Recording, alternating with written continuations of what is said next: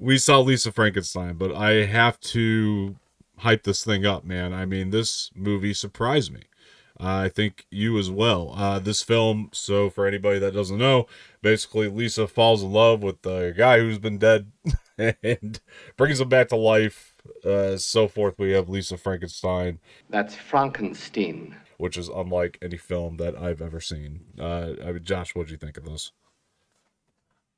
Well, I actually watched the trailer while getting my oil changed at Walmart.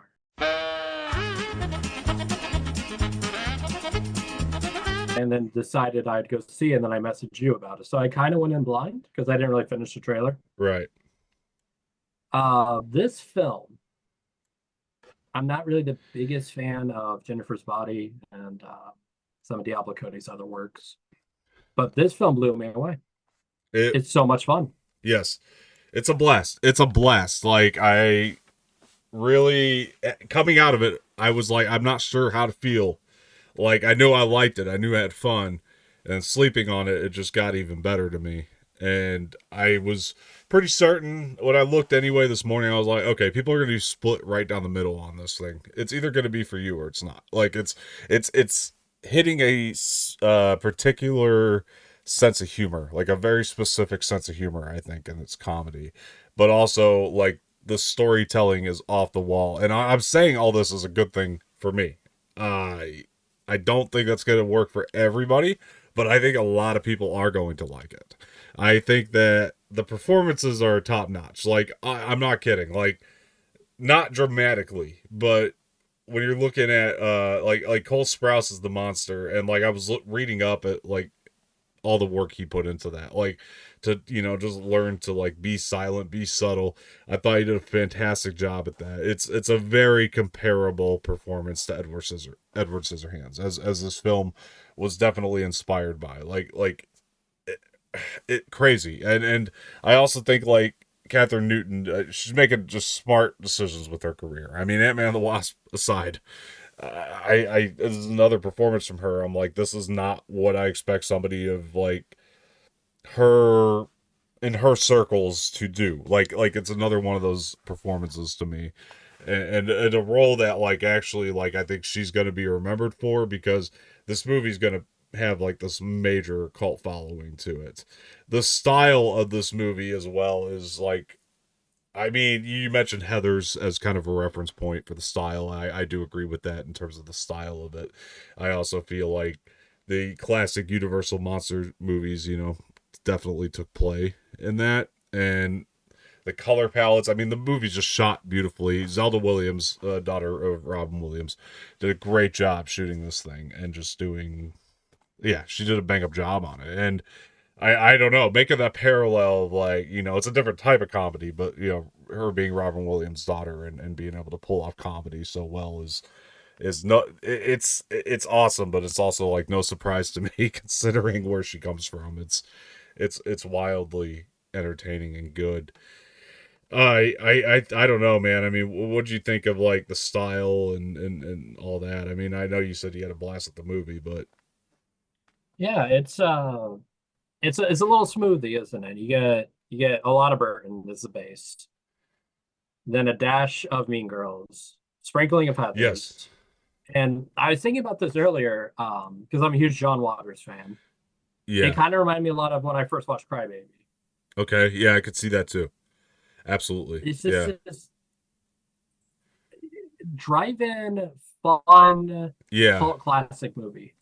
Like it doesn't take itself seriously, unapologetically, but yeah, yeah, but it doesn't do it to a sense where they treat the situations in the movie. It's very like kind of what Burton used to do, satirical. yeah, Everyone is just this blown out version of a stereotype yeah, of like popular girls or the absent father yeah, of like the 50s, the nuclear exactly. father. And they just blow it out to the point where it's not obnoxious, but it just makes it overtly funny because it's just beating over the head. Yeah, yeah. Like I said, it's unapologetically like it doesn't make any excuses for anything it's doing in the movie. Like it embraces itself. It is not a comparable film by any means, because like, but also another great film. I was gonna say like almost like I think Shape of Water is one of those movies where it's like in the beginning you're kind of like it kind of tells you, hey, this is what this movie is.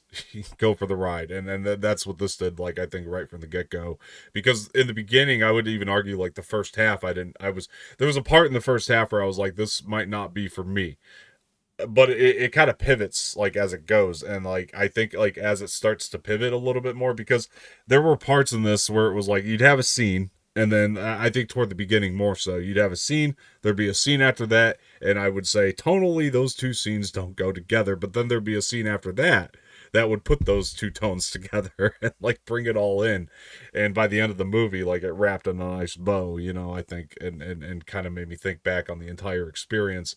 But even like halfway through, I was like, I've accepted that this is a movie. I got to see the whole journey before I could decide personally what I think of it, even though like I'm having fun throughout. Yeah. You know what it kind of does? I know for a fact you've seen this movie, Better Off Dead. Better Off Dead, I have, yes. John John Cusack. Cusack, You yeah, know I was gonna say. how randomly in that movie he has the dream sequence and it's like a stop motion cheeseburger dancing around. Yeah, yeah, No reason for that to be in the movie. yeah, This movie had that in it, like those cult classic '80s films that just right. have random moments. You can do the whole Yes. movie without them, but because that moment's in there, makes it memorable. Yeah, yeah, it's very it's simple, but yet it's going against the grain so much of what you think the movie's gonna be, to the point where it's like you don't know what's going to happen at every moment.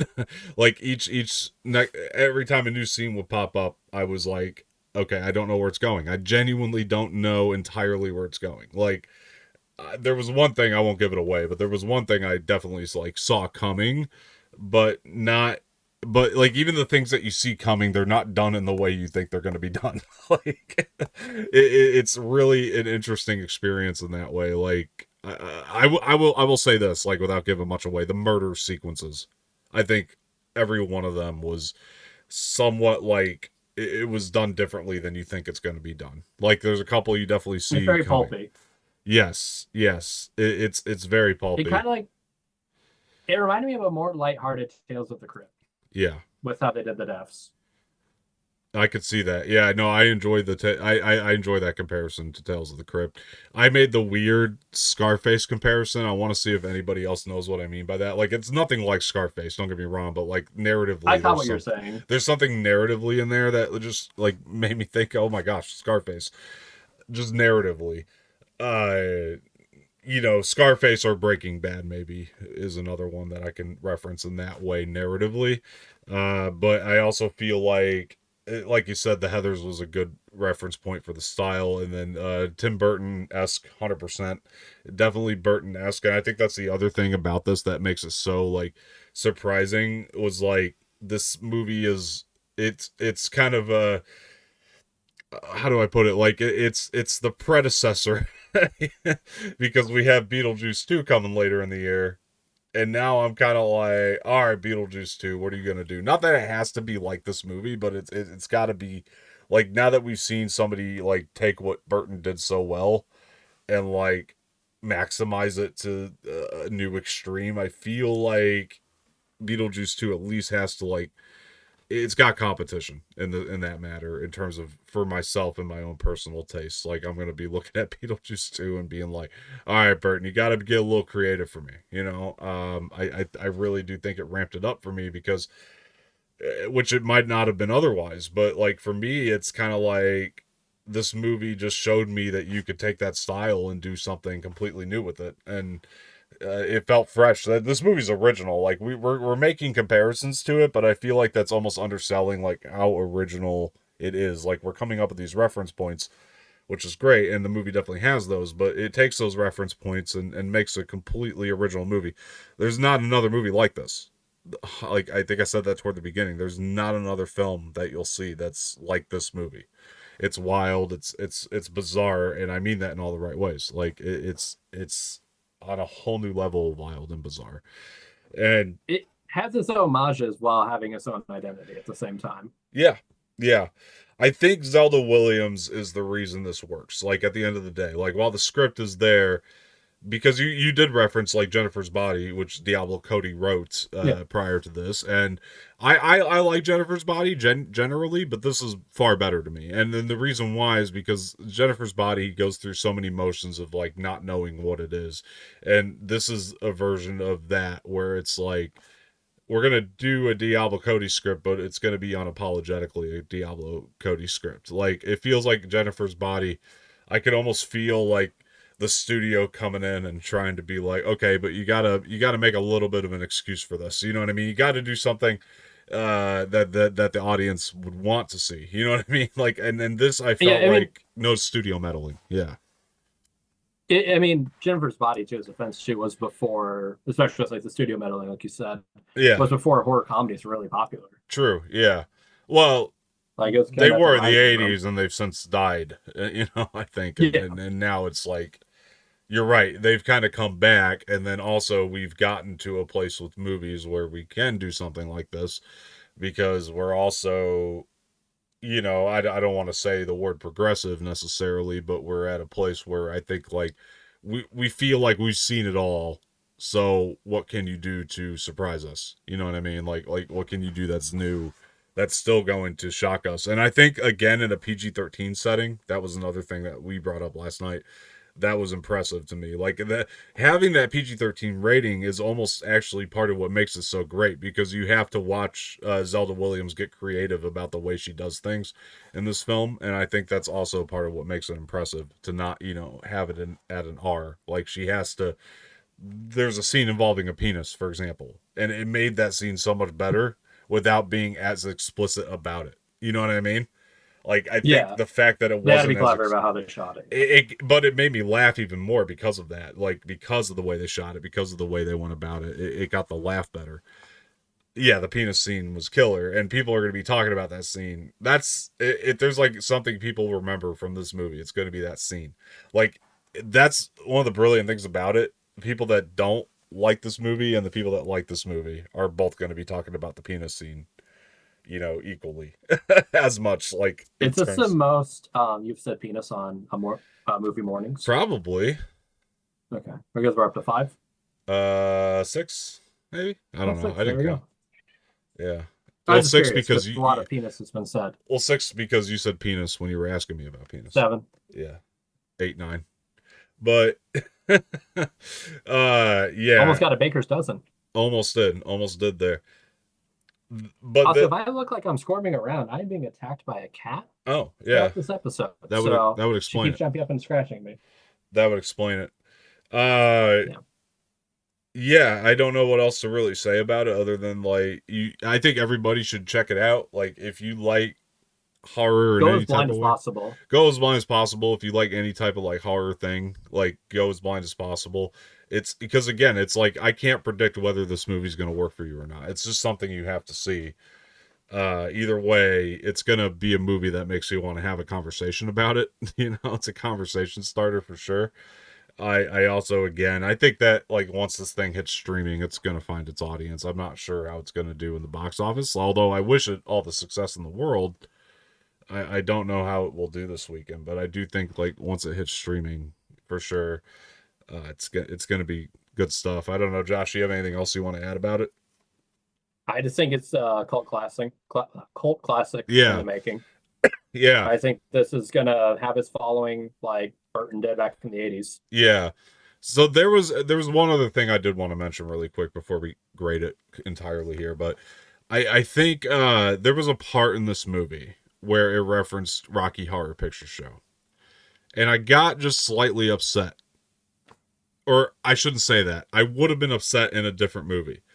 Because my philosophy on a movie like this is you can't make it on purpose. It has to happen accidentally.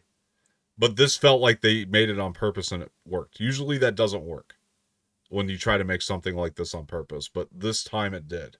Like you have to, I don't know. Like to me, I was like, if any other movie like that tried to make the next Rocky Horror or something, I would have been like mad. But because this one was so successful, even though it felt very much in control of itself and on purpose, yeah, I don't know. I mean, I just thought like I would have been upset in any other movie, but somehow this one just had so much control over itself that I wasn't, uh, yeah, again, like I think like the beginning, my only problem is I just think the beginning had just some slight pacing issues, but overall, like I think this movie was pretty successful in terms of what it wanted to be. So it's interesting you say that because I've never seen Rocky Horror.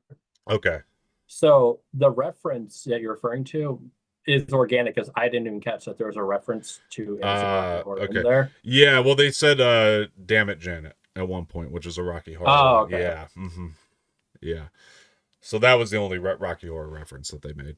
Gotcha. That's the one over my head. So Yeah, but I could this see came off as a line. they definitely like paid homage to a movie like it. You know what I mean? Like I think that Yeah. they knew that they were wanting to be a cult classic, and usually when I see movies try to do another Rocky Horror cult classics, thing, it just doesn't work. But again, in this case, it worked. Like they actually did it on purpose, and it worked somehow. I don't know how they pulled it off, but they did. Damn it, Janet. But this is awesome. This is awesome. This is a really fun time, guys. Like I'm not kidding. It's a blast. Again, I think there's one or two scenes. Oh, I did want to point out soundtrack was pretty good. There was a version of Can't Fight This Feeling in there, and I was like, who is singing that in the background? Not when one of the characters are singing it. There's a woman singing it in the background on the soundtrack, and I was like, who is singing that? And I looked it up, and it was like from our childhood, JoJo of all people. I was like, this just goes to show, like no other studio film is gonna put JoJo on a soundtrack right now. Okay, that's actually kind of funny. So I have because I was looking up to see what other movies Zelda's done. Yeah. And actually, right here on the screen, she directed a music video for JoJo back in 2016. See, so that's how that She happens. directed 3 videos for her, actually. That's how that happens. Yeah. Yep. I am just stunned though, and again, that goes to show you though, like I'm still stunned by like how little interference there was by the studio on this, because if you look at the budget, it's not small. You know what I mean? It's not tiny. It's done by an actual studio, and it's not a tiny budget. And usually you get more interference, but good on them for not. Like this feels like. I'm so tired of like now we gotta you see a Ridley Scott or Zack Snyder film, you gotta wait for the director's cut. This felt like it was the director's cut put in theaters, and it was done in an hour 57 minutes or whatever. One thing too I'm gonna praise it for is